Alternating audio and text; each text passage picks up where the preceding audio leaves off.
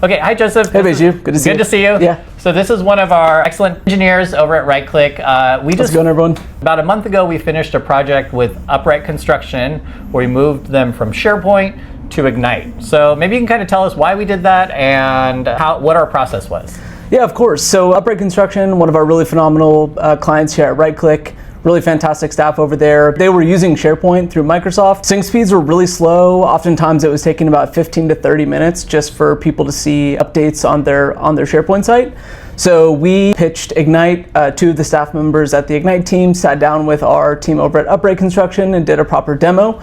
They're super impressed by its capabilities. We cut them over, and since then we've seen a remarkable increase in data availability. This is especially the case for the job sites at Uprite Construction. We have people on mobile hotspots all over the country. And now that we've gone over to Egnyte, the data is accessible like that within a minute or so, versus SharePoint, again, it was about 15 to 30 minutes. Sometimes people wouldn't even get the data. So we've been super impressed with the way Egnyte has worked out at Uprite Construction. And you did a lot of pre-work for this migration. So maybe you can kind of talk about some of that pre-work you did to make it so where it was a very smooth transition. When you walked in Monday morning, there weren't fires going on. Yeah, of course. I would say this migration was incredibly successful. Our biggest key component was end user preparation. So we created about, I would say, 6 to 10 documents that people were able to review 3 weeks in advance.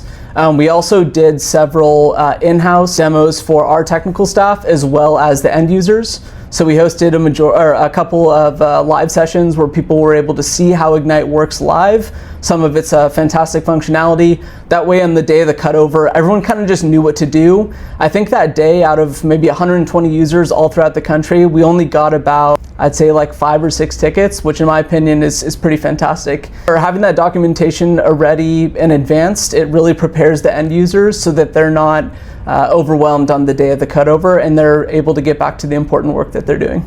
And then the last question is, have they started embracing some of the Egnyte advanced features like the AI and the signing?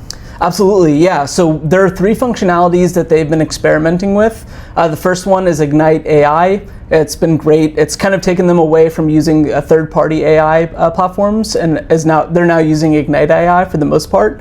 They're using Egnyte Sign, which is a replacement for DocuSign.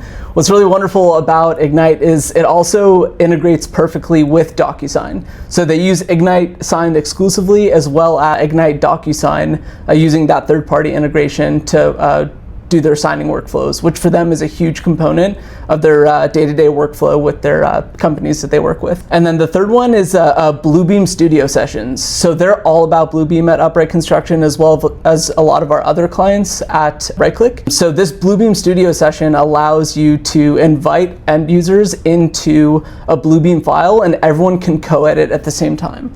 So these 3 functionalities are what they've been using mostly at Uprite Construction for Egnyte. So big thumbs up for Egnyte. You guys are wonderful, and it's just been super impressive with the way it's integrated with some of our clients at RightClick. All right, thank you, Joseph, for talking about Egnyte. Absolutely.